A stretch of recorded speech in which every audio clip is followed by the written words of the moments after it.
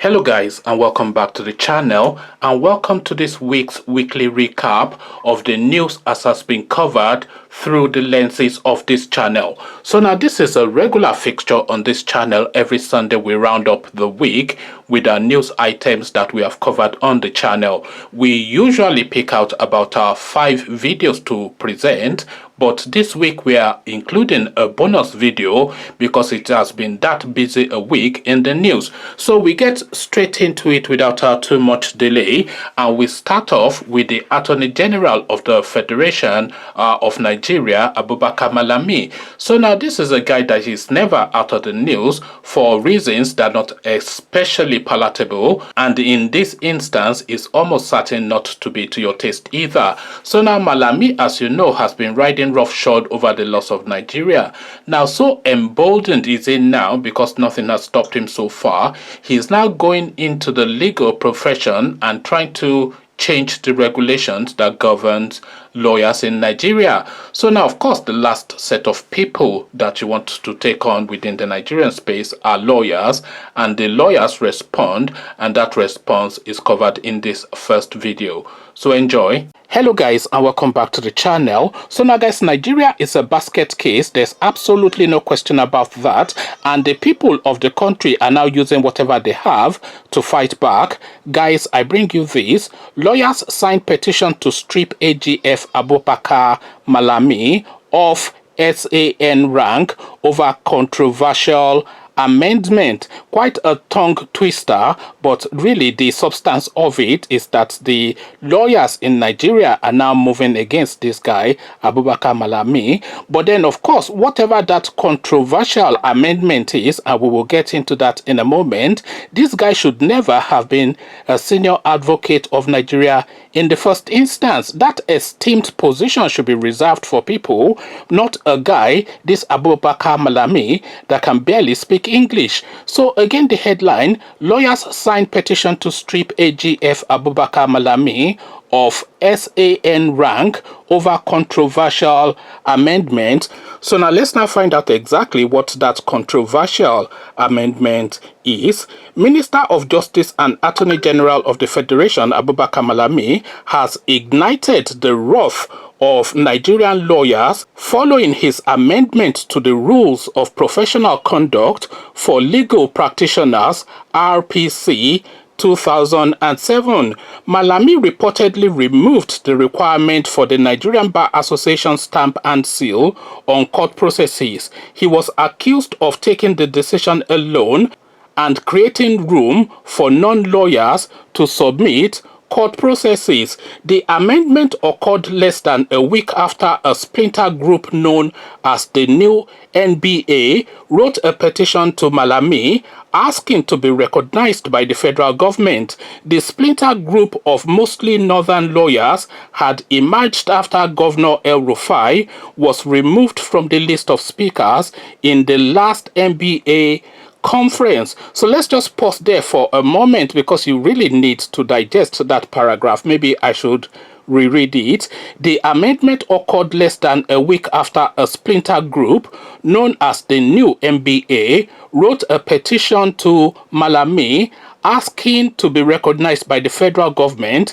The splinter group of mostly, so this is where you are now paying attention, the splinter group of mostly northern lawyers had emerged after Governor El-Rufai was removed from the list of speakers in the last NBA conference. So that story was covered on this channel, of course, because this guy, by some mistake, was invited to come and speak at the Nigerian Bar Association annual conference, and all of the lawyers rebelled against it, that this guy that doesn't observe the rule of law and has turned himself to a demigod within Kaduna State and is just acting with arbitrariness should not be a person that should be allowed within their conference. So they dismissed him and withdrew that invitation. So off the back of that, the northern lawyers are never even knew that they had lawyers of a northern extraction. I thought they were all cattle rearers and sedentary farmers or whatever. I never knew they had lawyers there. But lawyers of northern extraction then decided to split away from the Nigerian Bar Association to form their own association. Now, to assent to this move now that has been made by the northern lawyers, the Attorney General of the Federation, who is meant to be acting on behalf of the entirety of the Nigerian state, has now created a loophole for these people, for this splinter group that split away from the national body in protest against El Rufai not being allowed to come and speak at lawyers' conference. So this splinter group now, he has created a loophole to legitimize them, and this of course has now drawn the wrath of the lawyers in Nigeria. So we carry on. In the petition started on change.org by Izu Ineagu, entitled "Signed to Strip Nigeria's AGF Abubakar Malami of the title of Senior Advocate of Nigeria, Malami's alleged wrongdoings, which led to the move to strip him of his SAN title, highest rank for lawyers in Nigeria, were also listed." So here is now the summary of that petition. Since assumption of office, the Attorney General of the Federation has continued to go rogue. From his disobedience of court orders to his lackluster prosecution to his outright failure to prosecute to allegations of corruption and bias against his person to usurpation of office to shielding of suspects to his general dereliction of duty, the petition read.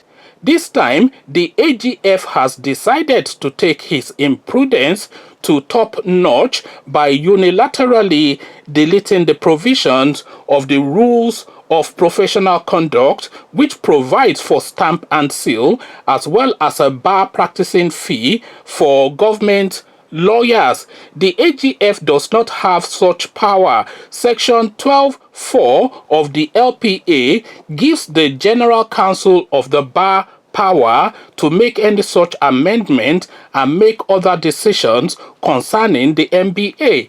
There is no record of any meeting convened by the Attorney General of the Federation, who is the president of the Bar Council. The AGF took the decision alone, and his action constitutes a threat to the rule of law. His action is totally shameful and undeserving of a lawyer in the rank of senior advocate, let alone a chief law officer of the Federation. As at the time of filing this report, 973 lawyers have signed the petition. So the move is on, of course. I mean, this guy, as I said, should never have been the Attorney General of the Federation in the first place. And to be fair, he is not really the Attorney General of the Federation. He is simply Malam Buhari's lawyer, and that is all his function, because of course this is the guy that detained Showore outside the law. This is the guy that proscribed the Shiite movement. This is the guy that proscribed the IPOB movement, and this is the guy that legitimizes the Miete Kutehari movement. So you can see the weight of his bias already. I mean, it's there for a blind man to see. This guy acts and acts alone on behalf of his paymaster, Malam Buhari, and his clansmen, the Fulanis, and their own interest is just continue to throw a blanket over the Niger Delta oil wealth and continue to milk it. So this is really their own objective, and you can see that already in the expose that was done on this Malami with all of the structures that is building all over the country. So the guy is only after his pocket and to serve and to kowtow to his paymaster Malam Buhari and nothing else, to the point now that because the Nigerian Bar Association refused to have that little man from Kaduna State come speak at their conference.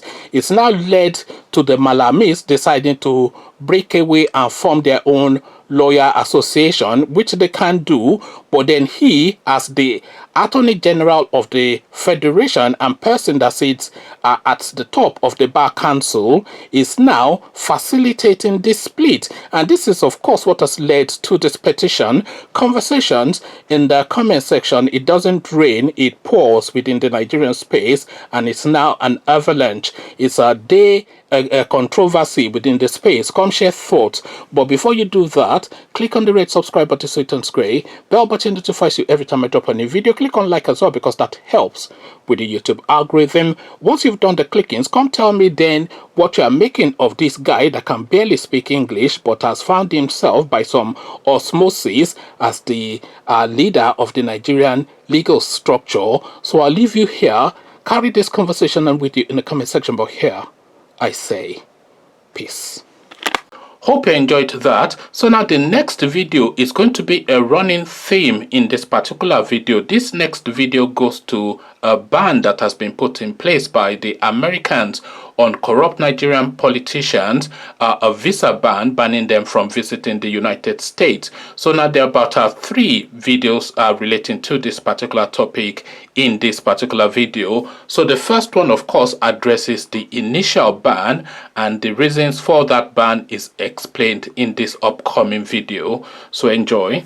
Hello guys, and welcome back to the channel. So now guys, the Americans, especially Donald Trump, is really trying for the Nigerian state, even though us Nigerians barely do anything to help ourselves. I brought you the narrative a week or so ago, a few days ago, just under a week. I brought you the narrative of Donald Trump calling Malam Buhari into his office in 2018 and asking him pointedly why he was killing Christians within the Nigerian space. So that was a story that leaked from Buhari when he was having conversations with his ministers, and he just casually mentioned that as part of general talking. But then, of course, that was picked up by the media. So now America moves again to help us. As guys, I bring you this. United States imposes visa ban on Nigeria's election riggers. So as I said, Donald Trump is doing the best he can for us, even though we are not doing anything to help ourselves. And whether you like Donald Trump or not, this is now the second strike now that is in favor of the Nigerian masses. Again, the headline, United States imposes visa ban on Nigeria's election riggers. So now let's now find out how this played out. The United States government has said it had imposed visa restrictions on Nigerians involved in undermining democracy during the November 2019 Kogi and Bayelsa state elections and in the run-up to the September and October 2020 Edo and Ondo state elections.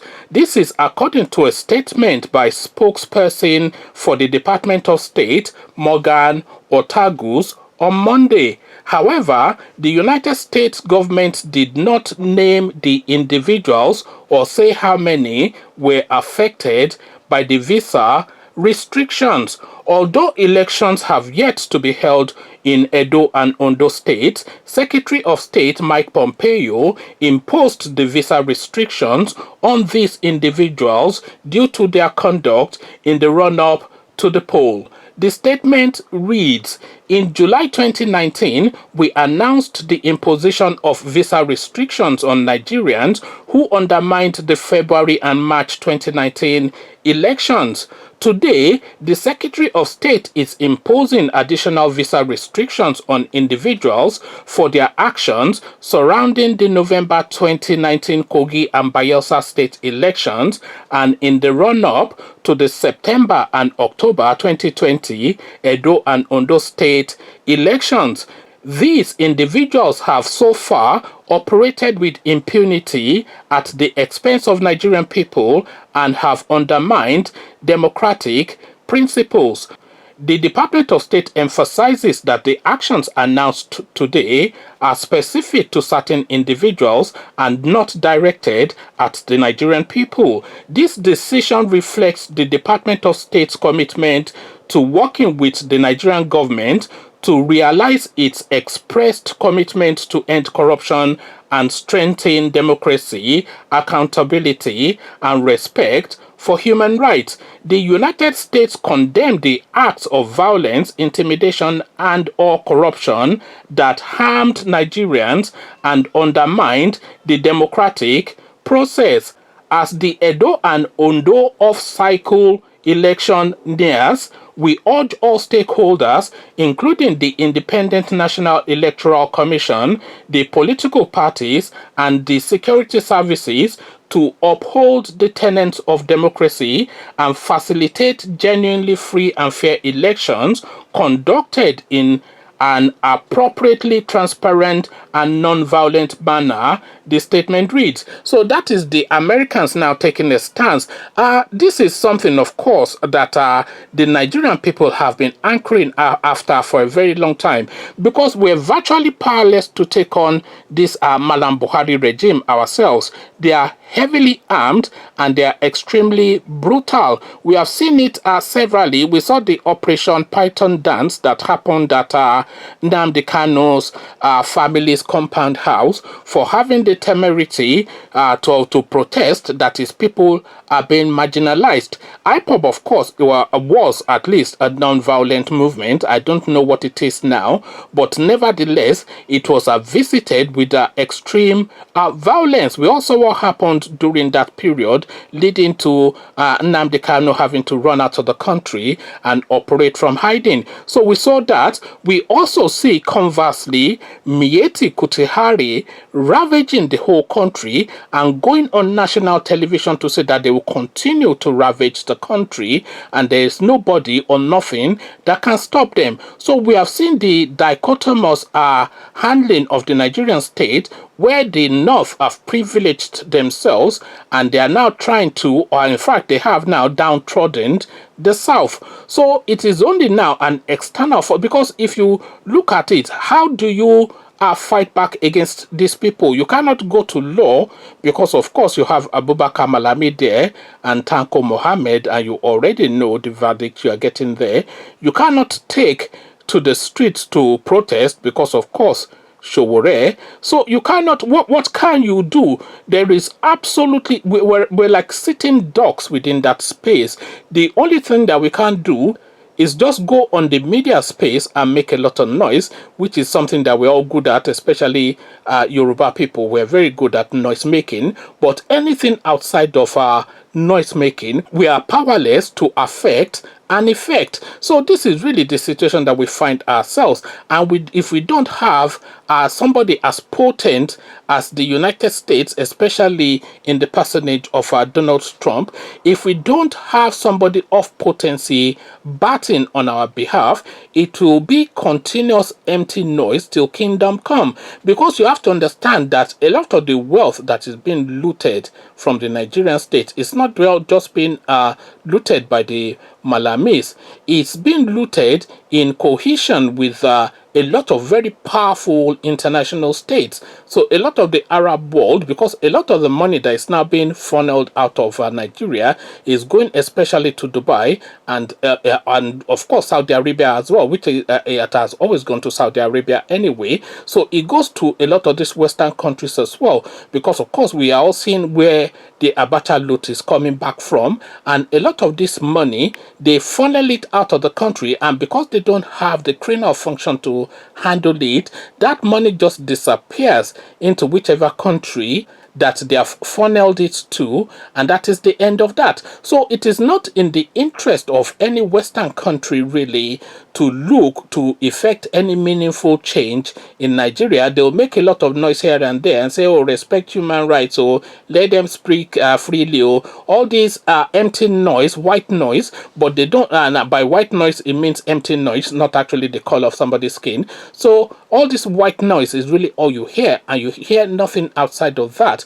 But thankfully now, Donald Trump, a rogue element, a maverick within the global political space, is now taking a stance, really maybe for his own amusement. I don't think he especially cares for Nigerians, but he just wants to puncture what is going on globally. And puncturing what is going on globally is certainly inclusive of having an impact, at least affecting the circumstance within the Nigerian space. Conversations in the comment section. Donald Trump has imposed a visa ban on these rogue politicians. How do you think this will impact them, though, is really the question, because a lot of these people, the monies that they steal, they use it to send their children to America to go and school there and buy houses in America and try to live that American lifestyle, etc., etc.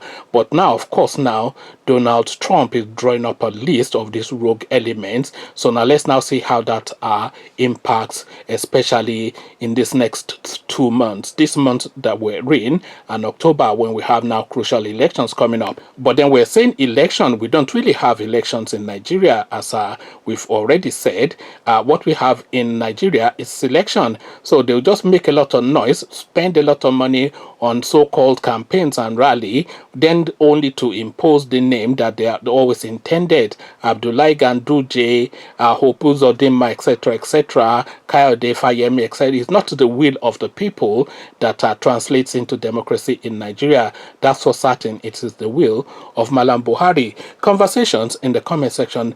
Donald Trump has taken a stance on your behalf. What says you? Come share thoughts. But before you do that, click on the red subscribe button so it turns gray. Bell button notifies you every time I drop a new video. Click on like as well, because that helps with the YouTube algorithm. Once you've done the clickings, come join me then in the comment section. Come tell me what you're making of this move made by the Americans. So I'll leave you here.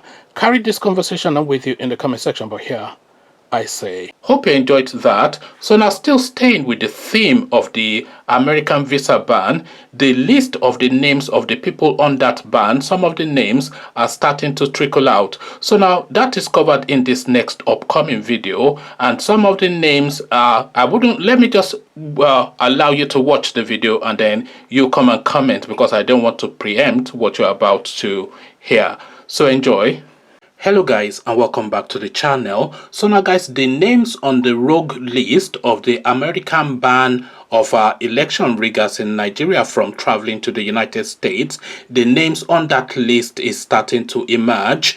No surprises here. None of the names will catch you off guard, as guys, I bring you this. Oshiomhole, Kano, Kogi state governors on US visa ban list, El Rufai's sanction extended. So as I said, none of the names on that list should come as any surprise to you, and you'd expect really there should be more names on that list, but we'll get into the details of the story in a moment. But again, Oshiomhole, Kano, Kogi state governors on US visa ban list, El Rufai's sanction extended. So now let's not get into the details of what is going on here. A former governor of Edo State and ex-national chairman of the All Progressive Congress, Adams Oshiomhole, is amongst top Nigerians slammed with a visa ban by the United States government on Monday. It's been reported Kano State Governor Abdullahi Ganduje and Kogi Governor Yaya Bello are also amongst those affected by the latest U.S. sanction. It's been gathered Governor Nasir El-Rufai of Kaduna, on the other hand, had his own visa ban extended. So he is already on a ban, and that ban has been extended. He has been banned from entering the United States since 2010 over a graft case. According to a U.S. official, more Nigerian politicians may be included on the visa ban list after the Edo governorship election if they are involved in electoral malpractice. Those affected by the latest visa ban have received notification by email and or text messages, it was learned. A statement by the spokesperson of the Department of State, Morgan Ortagus, on Monday said those issued visa bans received the notification for undermining democracy in Nigeria. In July 2019, we announced the imposition of visa restrictions on Nigerians who undermined the February and March 2019 elections.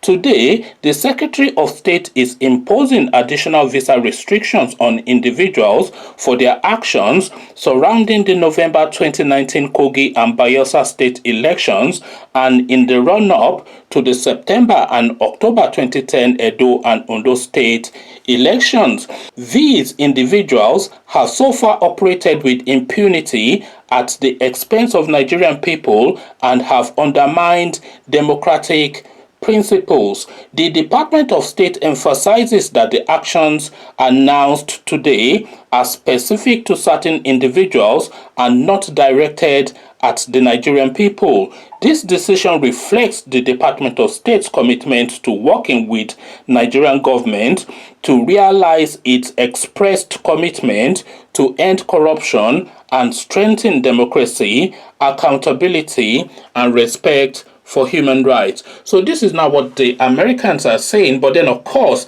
the list already, there's no name on that list, of course, that anybody is disagreeing with. Adams Oshiomhole, not only should he be banned from entering the United States, he should be banned from entering any European country. He should be really banned from entering, and he should even be restricted to Edo State, because that guy is not fit for purpose, is a danger both to himself and to anybody around him. So the narrower his parameter is, then the safer everybody is. So that guy should be restricted completely. And Abdullahi Ganduje, of course, this is a guy that is we all know the ongoing case about the musician in Kano State who sang a song and is now being threatened with paying the ultimate price for that song. This is what is going on in Kano State. I don't really know what exact rule of law that they're applying there. I know Femi Falana has gone to try and rescue the guy,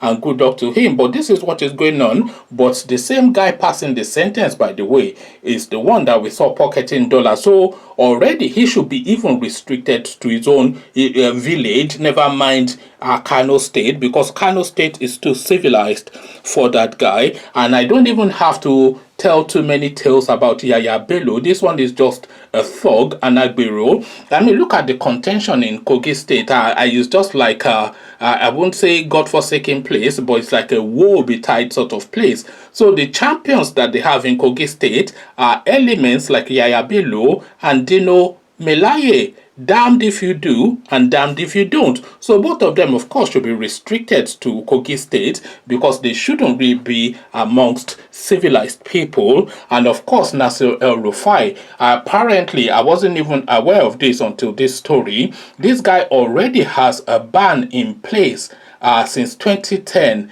in the United States for reasons of graft. If you don't understand what graft is, and I'm sure you do, so pardon me for having to explain to you, but one or two people may not understand what graft is. Graft is effectively what we call corruption in Nigeria. Is obtaining what is not yours. Is like stealing money effectively from government coffers. So this is now the case that has been leveled against El-Rufai, our sanctimonious man from Kaduna State. It's always these little guys that are really the problem. Look at Adams Oshiomhole. So 5 foot one or something, but the boom is ricocheting around the entirety of the biggest black population in the world, Nigeria. And what is his name? El-Rufai. Apparently, El-Rufai actually wears padded shoes to give himself even a bit more height, and even with those padded shoes, he's still 5 foot and 3 and a bit. But this loudmouth little guy again, he ricochets around the entirety of the country. You recall what the international team that came to oversight the Nigerian elections, this guy was actually threatening them that they will be leaving the country in body bags. This was what he said, and he was saying it on Channels television, by the way. He wasn't saying it under his breath. He didn't have his mouth covered with one hand and saying it in whispers. He said it to boom round the country because it was a sheer intimidation thing. Because you see that 2019 election, there was absolutely no way that they were not going to return Malam Buhari, rather, not Malam El Rufai. Maybe that's a Freudian slip. So there was absolutely no way they were not going to return Malam Buhari, because a lot of them have stolen so much that even if somebody as corrupt as Atiku came in, he will balk at the audacity and the stupendousness of the stealing that has taken place, and there will be absolutely no way that most of them will be able to get away with it. And the loot is still fresh, so a lot of it would have been able to be recovered. But then, of course, if they get this additional 4 years run on, they have even more time now to cover their tracks, and a lot of the monies that has been stolen by this regime, unfortunately, will never ever be recovered. So that was the primary reason, of course, why they went hell for leather to rig Buhari back in, because Buhari did nothing to justify a second term. He brutalized the country, he traumatized the people, he damaged, he collapsed the economy, and he's just destroyed the country in its entirety. He set the whole country against each other, north versus south, etc. So there was absolutely no reason why Buhari should return, and the people did reject him. But then, of course, they had all their people in strategic positions: the INEC chairman, the chief justice of the federation, the minister of justice. You know the usual. So they were lined up to ring him back effectively. So that was why he made that remark. So this travel ban on him by the United States is they are saying for graft, but it's just dip your hand in a potluck and pick a reason. There are countless reasons why they should have and they could have and probably have banished this guy from entering the United States. So the rogue list, I'm surprised that we are only getting these few names, and there are bigger names. Of course, we've not still heard the position of the Americans on Tinubu, and we've not still heard the positions of the Americans on what's his name, Buhari himself, or all these elements. So there's still countless of them. I was going to say Abakari, but of course he's now no more. So all these elements now that are destroying the country, we're now getting international pushback, because the Nigerian population can only push so much, as I've said in the previous videos, because we're completely repressed and the whole country is held at effectively gunpoint.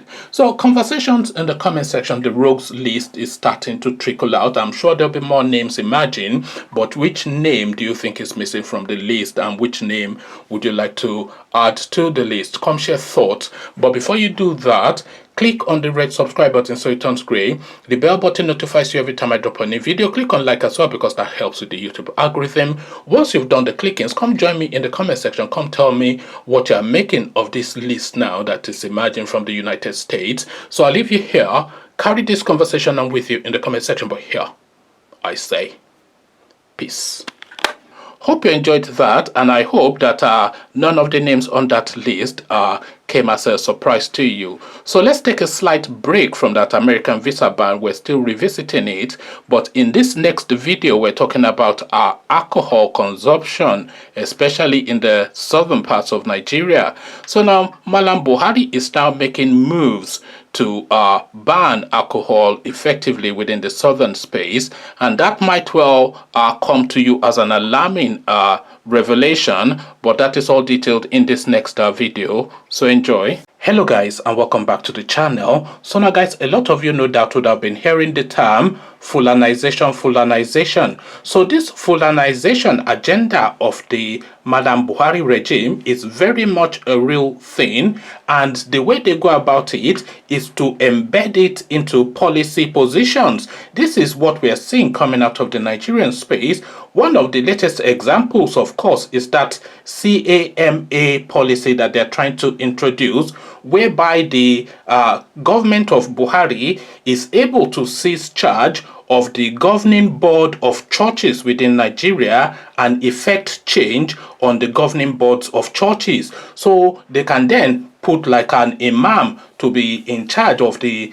running of a church, etc. This is really the concern that is coming out, especially out of the southern regions. So along those lines, guys, I bring you this. Federal government moves to ban the production of alcohol in sachets. So they are now, of course, taking this position because you know that in the northern regions, they very much follow like a Sharia doctrine. So alcohol is not really part of their culture, to the point that they already have their policy positions on that in their region, but they now want to put this as a national position and win, obviously, alcohol out of the Nigerian system. And alcohol, of course, you know, it's a staple within the southern regions, especially in Yoruba land. You cannot even leave your house and go to the next street without stopping by to down one bottle of beer. This is just how we live. But now, by slow and by stealth, they are now trying to introduce policies that would now win out alcohol out of our culture. So again, the headline: federal government moves to ban production of alcohol in sachets. So now let's now see what Machiavellian move is being made by the Malamis. The federal government has concluded plans to phase out the sale and consumption of alcohols in sachets and polythene PET bottles. So you know those tiny bottles, those I think 50 naira, 100 naira bottles of origin that you buy just to down it on your way from A to B.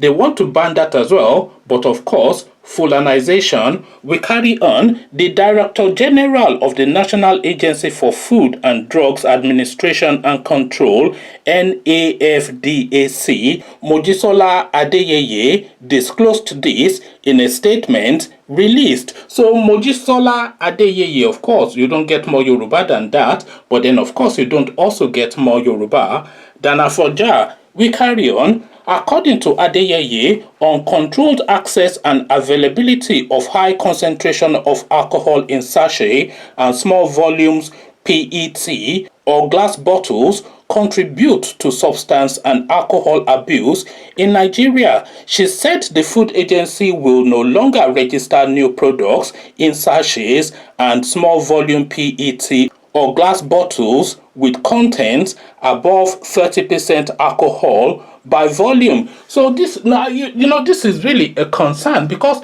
not only are these things consumed within the Nigerian space, these things are also exported internationally. This is a real foreign currency earners for the manufacturers of these particular products. So now if you ban it or you don't allow them to produce it, one, they would either move their operations to Togo, and then Togo can reap the benefits of that hard currency, because these drinks are already popular internationally. You cannot go to a Nigerian party anywhere in the world without the obligatory bottle of origin on the table. So this is a foreign exchange earner, of course, but then of course, Fulanization. We carry on. These concerns relate to negative effect of irresponsible alcohol consumption on public health and on the safety and security of the public, alcohol being a toxic and psychoactive substance with dependence producing properties. In regards to alcohol, major stakeholders have been engaged at the highest level and are already sensitized to the issue. To this end, several interventions jointly agreed upon by major stakeholders are being undertaken, and as a first step, no new products in sachets and small volume PET or glass bottles above 30% ABV will be registered by NAFDAC. Furthermore, to reduce availability and curb abuse, effective from January the 31st, 2020, so this is now being backdated because, of course, this story is coming online September the 13th. So furthermore, to reduce availability and curb abuse, effective from January the 31st, 2020, producers of alcohols in sachets and small volume PET and glass bottles are to reduce production by 50% of capacity prior to January 2020. I'm not sure if they are getting that date right, but perhaps they mean 2021, because of course January 2020 is already several months gone. The overall goal is a complete phase out of high concentration alcohol in sachet and small PET and glass bottles, in line with the agreed roadmap, or earlier Adeyeye said. So now this is now the position, and I'm calling this under fulanization, and you are saying, of course, it's a health and safety measure and it's a well-being measure. So a health and safety measure would be perhaps to ban the sale and import of cigarettes, because cigarette is more of a killer than alcohol is, because alcohol just fizzes through. Of course, it affects your liver. I know, I won't say I know all of the health risk, but at least I know a good enough numbers of the health risk that is contained within alcohol consumption. Maybe a medical expert will be the person that will have the most expertise, but we all broadly know the downsides of consuming alcohol, especially in excess. But then, of course, alcohol is a staple, especially within the Southern culture. And as I said, it's a foreign exchange earner as well. This is how we are making our money outside of the lockdown that they have taken over the Niger Delta oil fields, because, of course, all the oil barons in Nigeria, they're from Borno State and Katsina, where there is no oil, whilst all the people of Niger Delta are dying of kwashiorkor. But that is a different narrative. But we have now found ingenious ways. We've used our ingenuity to find ways to earn a living. But then, of course, fulanization. So I am calling this under fulanization, and I would be interested to know what your call is regarding this matter. Come share that call with me in the comment section. But before you do that, click on the red subscribe button so it turns gray. Bell button notifies you every time I drop a new video. Click on like as well, because that helps with the YouTube algorithm. Once you've done the clickings, come join me then in the comment section. Malam Buhari is now declaring Yoruba land dry land, that we cannot drink ogogoro and mix it with gin anymore. This is really the goings on. Come share thoughts about all this with me in the comment section. So I'll leave you here. Carry this conversation on with you in the comment section. But here I say peace. Hope you enjoyed that, and I'm curious to know what you make of this thing that Malam Buhari is proposing, wanting to ban alcohol from being sold in sachets and in small bottles in Nigeria. And this, of course, especially applies to the southern parts, because, as you know, in the northern parts, they are governed by a different set of rules.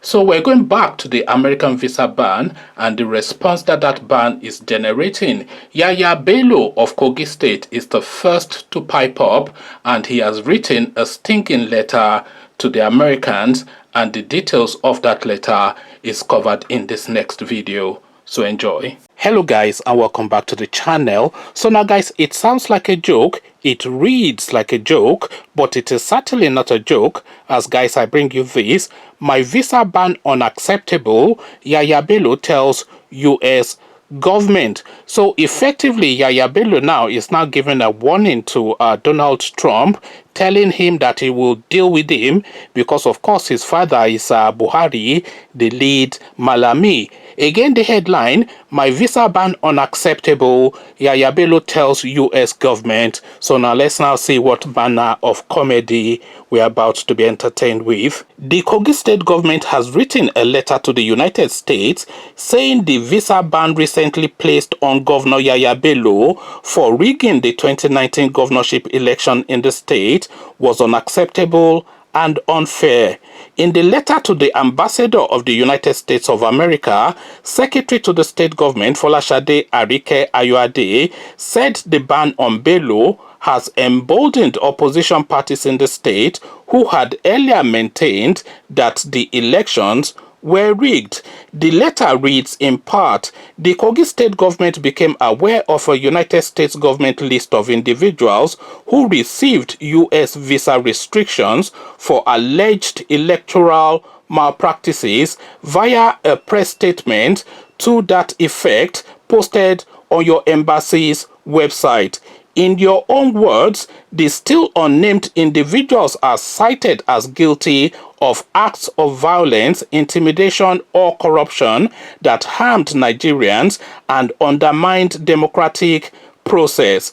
They are also alleged to have operated with impunity at the expense of the Nigerian people and undermined democratic principles and human rights. You also noted in the statement that the sanctions are derived from unspecified misconducts by the said individuals, which extend to the February/March 2019 general election in Nigeria through to the off-cycle November 2019 gubernatorial election in Kogi and Bayelsa State, to the as yet unheld governorship contest in Edo and Ondo states. Please note that for the purposes of this protest letter, we are only interested in the citation to the extent that they are referable to Kogi State and her citizens. For the most part, we concede that elections in Nigeria are complex affairs which will continue to require improvement for the foreseeable future. The 2019 Kogi State gubernatorial election was also not without its challenges. However, it is also crystal clear for critical and composite analysis of the records, official media, observers, etc. So that's in brackets. So those are the records that are being referenced. So however, it is also crystal clear for critical and composite analysis of the records, and the records being referenced are official records, media records, and observers, etc. of November 16, 2020 polls that regrettable incidents were limited to a few polling units, whilst the overwhelming larger portions of the ballot were free, fair, and credible. Our concern right now is not the prerogative of the United States of America to impose entry restrictions on anyone for any or no reason at all, which prerogative remains unfettered, but the room for atrocious misinformation, which the timing of your press statement and the mention of Kogi elections therein has created in our state. For the February and March 2019 general elections, your advisory came out in July 2019, long before the Supreme Court delivered her judgment in the petitions against those elections, including challenges to President Muhammadu Buhari's re-election. The presumption is that in spite of your intervention, the Supreme Court still discovered no merit in the petitions and dismissed them accordingly. In our case, you made the tactical decision to release the update shortly after the Supreme Court delivered judgments in the 4 petitions which made it before her.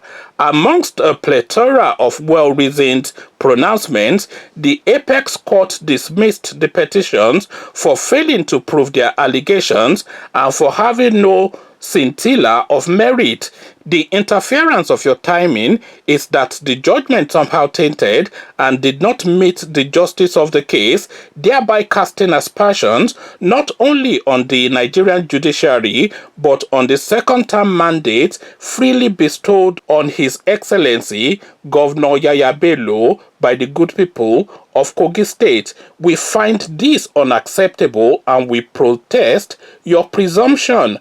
The least you could have done, if indeed this is about democracy and human rights as claimed, is create a room, no matter how slim, for a fair hearing. As it is now, Partisan speculations as to who is indicted, who is not, and for what has become cordial, furiously swung in the media space by all comers. Your action has therefore added abundant grease to the rumor mills and electrified the merchants of fake news. We believe that if the United States of America, despite her commanding height and much longer experience as the acclaimed bastion of democracy in the world, is still locked in a fight to defend the integrity of her own electoral processes to this very day, then she ought to accord greater empathy, more civility, and much less disruption to nascent democracies. So that is rather the long-winded reply from Yaya Bello. I say from Yaya Bello, of course, not really from Yaya Bello.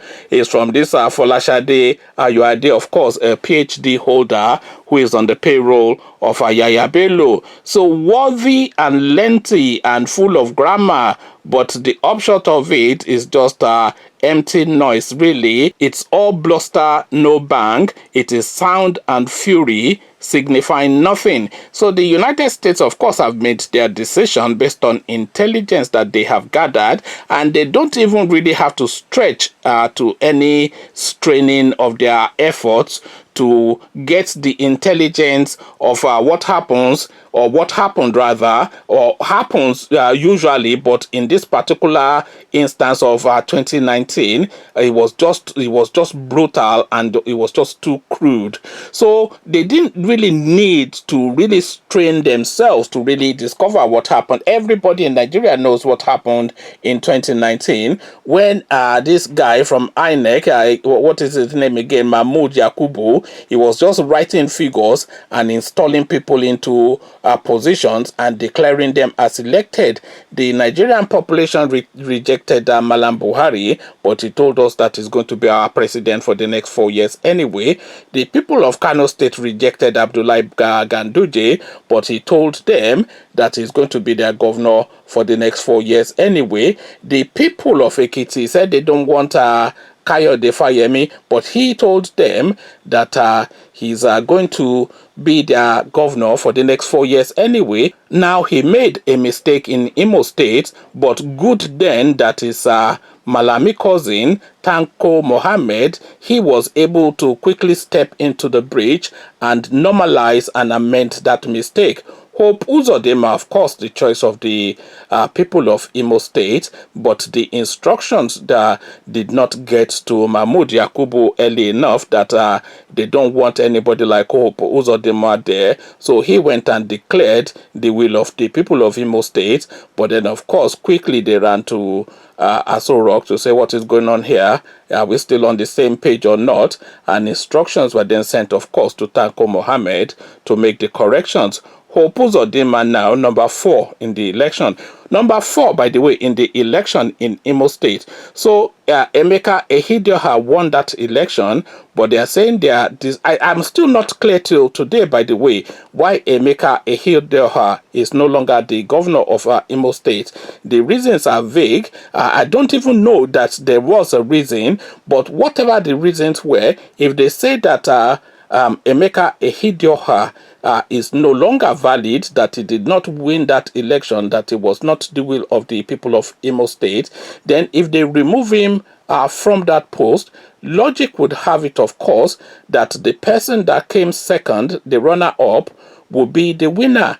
And if you are saying even the runner-up, the number 2, the person that came second in that election is not good enough, then logic will still insist that the person that came third should be the winner. But it is no, number 4, which is what the APC candidate came in Imo State, because they made the mistake of counting the figures and declaring the will of our Imo State people. So they didn't even have the foresight to pad the figures and say APC came number 2. You know that they don't want anything to do with the Fulanis in Igbo land anyway, so the complete rejection of anything APC or Malam Buhari. So they've now gone back to Imo State, and my mind still struggles with this till today, and I've done a lot of videos on this particular topic.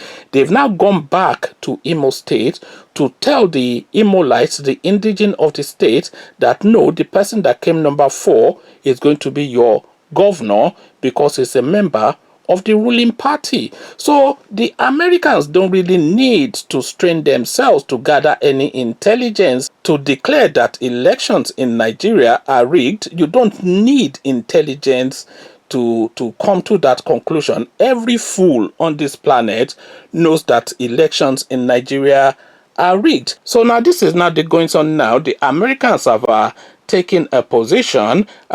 Yaya Bello has written them a letter that he's going to report them to his daddy in Aso Rock. But what is your position really is what I am interested in. So come share thoughts. But before you do that, click on the red subscribe button so it turns gray. The bell button notifies you every time I drop a new video. Click on like as well because that helps with the YouTube algorithm. Once you've done the clickings, come tell me now this rather ludicrous, long-winded letter that they've written on behalf of Yaya Bello to the Americans. Come tell me what you're making of it. So I'll leave you here. Carry this conversation on with you in the comment section, but here I say peace. Hope you enjoyed that. So we come now to the last video, the 6th video. I did say that there was going to be a bonus video. So now Yaya Bello could not have written the letter that you just heard without obviously getting consent from his daddy, Malam Buhari. So now Malam Buhari, of course, now having sent his son Yaya Bello forward, he is now backing it up by taking an aggressive position towards the Americans and the United Kingdom with regards to this travel ban, this visa ban that they are placing on his bodies. But then all of that is covered in this last video, so enjoy. Hello guys, and welcome back to the channel. So now guys, apologies to the non-Yoruba speakers, but I necessarily have to start this video with a Yoruba ditty, and here it is. Wolomode omela, olo omela kata kata, laimo pe ela kata kata o, oba ijani. Guys, I bring you this. Rigging, visa ban disrespectful to Nigeria, federal government tells UN, knocks the UK. So this our Malami, of course, Malam Buhari, he has no idea what is going on. He thinks he can send the Fulani headsmen to Washington. I don't know what the thinking is behind this. But again, the headline, rigging, visa ban disrespectful to Nigeria, federal government tells US, knocks UK.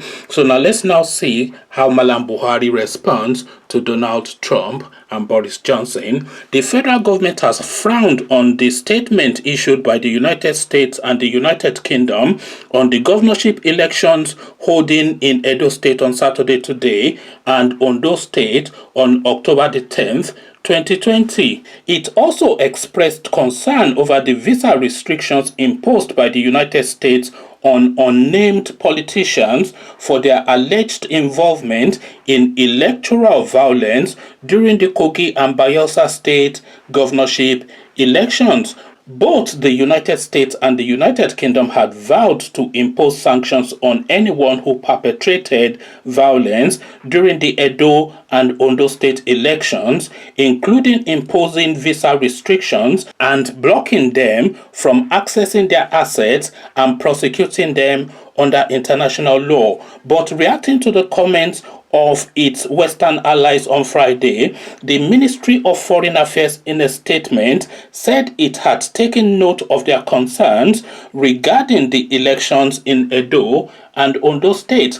The government explained that the President, Major General Muhammadu Buhari retired, has continually urged all parties and contestants to peacefully conduct themselves before, during, and after the elections. The statement signed by the ministry spokesman, Ferdinand Nwoye, added that Buhari also supported patriotic non-governmental initiatives such as the Abdulsalami Abubakar Peace committee. Furthermore, it explained that there were ample provisions in the nation's laws to sanction violators and perpetrators of electoral violence and fraud. However, it admonished the United Kingdom and the United States to cooperate with relevant agencies by providing them with concrete evidence of observed misconduct to allow our laws and regulations to take their course. The statement added, it will be considered disrespectful of the sovereignty of Nigeria for any outside authority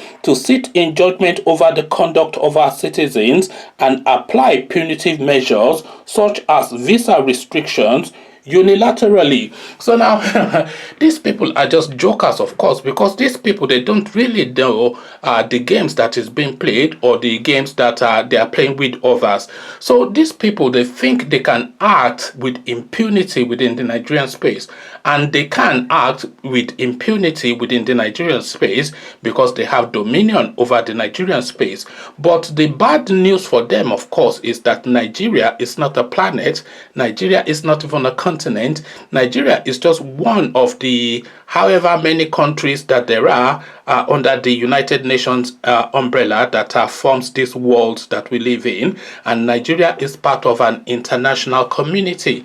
So you can act with impunity. I mean, just look at the goings on within the Nigerian space and ask yourself why the international community would not react to this. And this reaction, by the way, is too little too late by my reckoning, because they should have taken a very strong stance then in February 2019 when Nigerians were asked to line up and vote, and they voted for Atiku Abubakar, not because they particularly trust him or like him or placed any hope in him, but because, of course, they have been completely traumatized by the Buhari experience from 2015 up till 2019, and is anything other than Buhari really that they were looking for. If a dog was running with a possibility, if a dog was the candidate for APC, Nigerians will vote for that dog ahead of Buhari. That was how bad it was, and that is how bad it still is.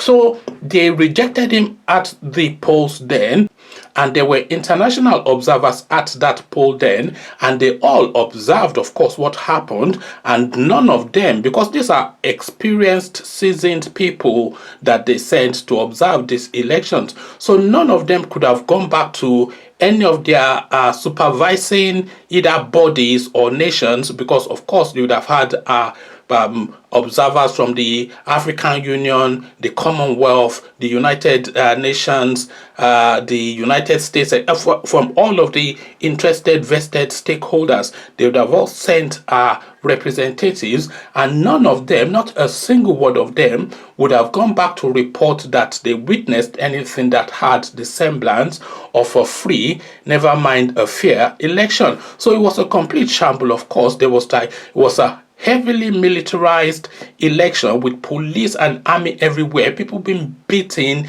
and people just being either bribed or bought or kicked, or sort of violent, brutish election that we had in 2019, and still people overcame that to vote Buhari out. But then, of course, they told us that Buhari has still been returned anyway. And if you look at the electioneering during that period, louder in this particular election. Conversations in the comment section. Malam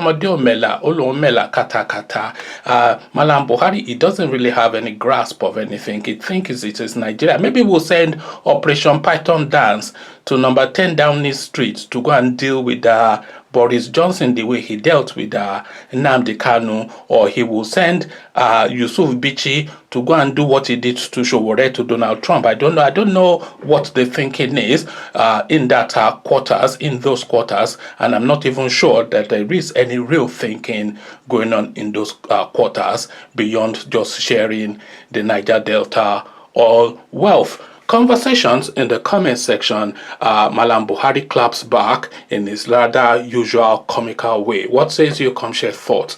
But before you do that, click on the red subscribe button so it turns gray. The bell button notifies you every time I drop a new video. Click on like as well because that helps with the YouTube algorithm. Once you've done all the clickings, come join me in the comment section. Come tell me what you're making of this positioning and posturing that is being made by our dear leader, the Malami. So I'll leave you here. Carry this conversation on with you in the comment section. But here, I say, peace.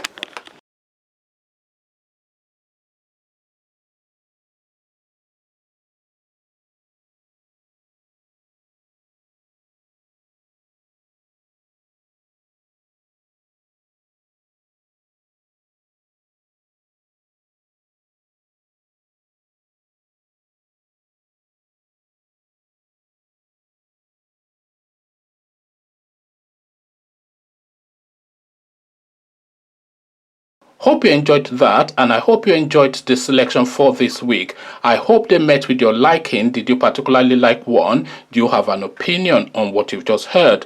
Come share all that with me in the comment section where conversation takes place on this channel. But before you do that, click on the red subscribe button so it turns gray. The bell button notifies you every time I drop a new video. Click on like as well because that helps with the YouTube algorithm. Once you've done the clickings, come tell me now what you're making of the week that's just gone by in the news in Nigeria. So I'll leave you here. Carry this conversation on with you in the comment section. But here, I say, peace.